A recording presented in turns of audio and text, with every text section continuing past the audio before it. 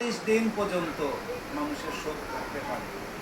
তো আমরা প্রভু যীশু খ্রিস্টের কিছুদিন আগে মৃত্যুদিন অর্থাৎ গুড ফ্রাইডে আমরা পালন করলাম।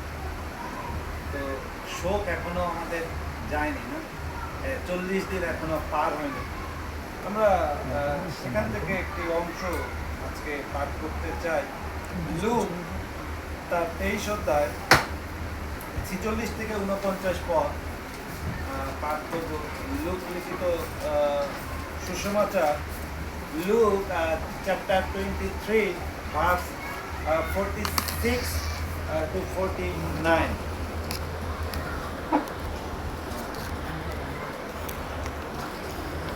আমরা আশা করি সকলে পেয়েছি। আমি সকলের জন্য পাঠ করে দিচ্ছি।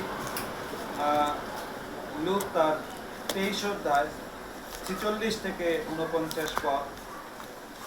এইভাবে লেখা রয়েছে, আর যীশু উচ্চরবে চিৎকার করিয়া কহিল, পিত, তোমার হস্তে আমার আত্মা সমর্পণ করি। আর এই বলিয়া তিনি প্রাণ ত্যাগ করিলেন।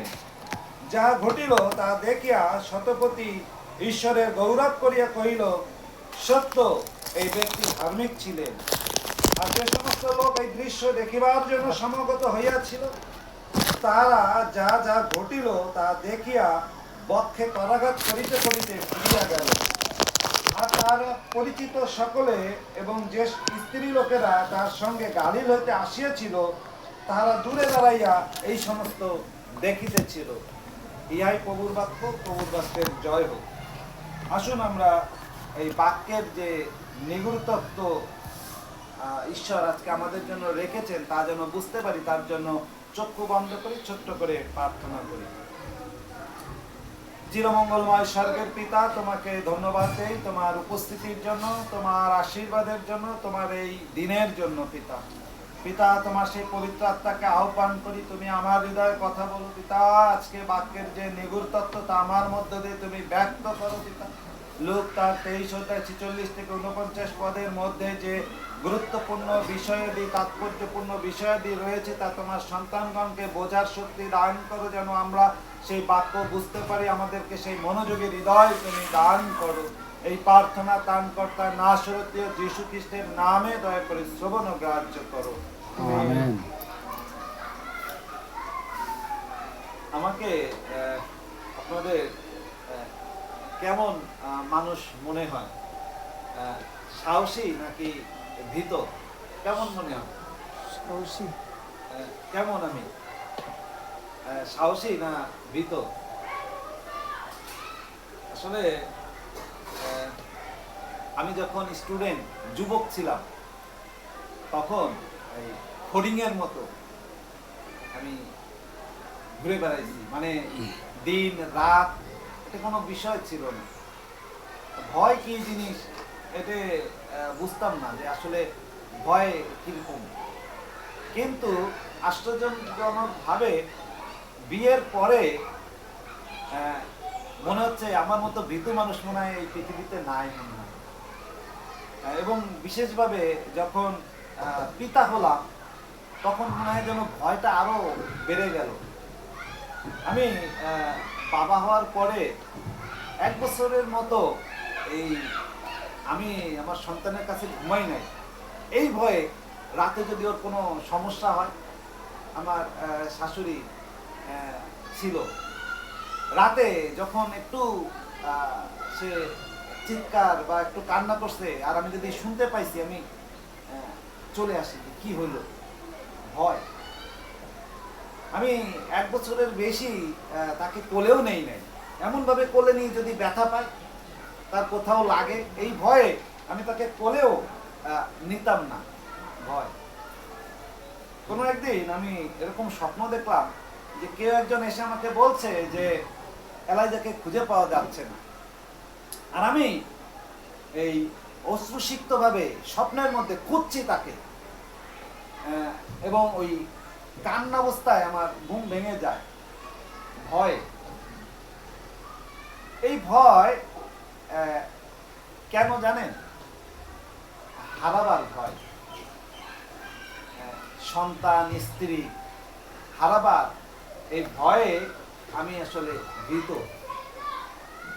এই পৃথিবীতে আমরা 90% মানুষ ভয় পাই হারাবার ভয়। আমরা ভীত হই হারাবার ভয়ে ভীত হই। ধরেন আমার শরীরে একটা রোগ হয়েছে, আমরা ভয় পাই না? এই ভয় জানেন কিসের? প্রথম ভয় হলো আমার স্বাস্থ্য হারিয়ে যেতে পারে, আমার চেহারা হারিয়ে যেতে পারে, আমার মৃত্যু হয়ে আমার জীবনকে আমি হারাতে পারি। এই ভয়ে আমরা ভীত হই যখন রোগ হয়। যখন আমরা কোনো প্রতিযোগিতায় অংশগ্রহণ করি তখন আমাদের মধ্যে ভয় আসে। কি ভয়? আমি পুরস্কারটা না হারিয়ে ফেলি, ওই ভয় আমাদের কাজ করে।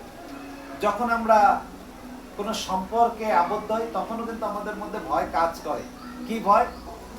আমি আমার ওই সম্পর্কের মানুষটাকে না হারিয়ে ফেলি, ভয়। এই ভয় আমাদের মধ্যে কিন্তু আছে এবং সেই ভয় 90% ভয় আমাদের হারানোর ভয়। আজকে আমরা যে অংশটি পাঠ করলাম বা শ্রবণ করলাম, এখানে খুবই গুরুত্বপূর্ণ কয়েকটা বিষয় আছে, খুবই গুরুত্বপূর্ণ।